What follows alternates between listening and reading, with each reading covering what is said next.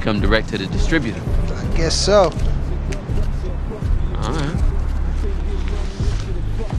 Yeah, so she opened the door. I'm like, yo, chill. I ain't about that drama, you know what I mean? Yeah. I know you got another nigga in the crib, you know? What's up? So, shit. What?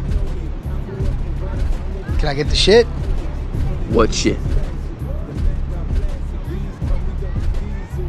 Just gave you $300 for some weed. You niggas ever seen this motherfucker before? Nah, I ain't seen shit.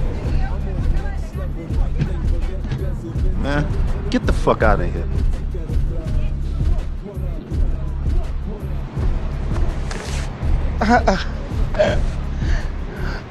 All right. Yeah. All right, okay.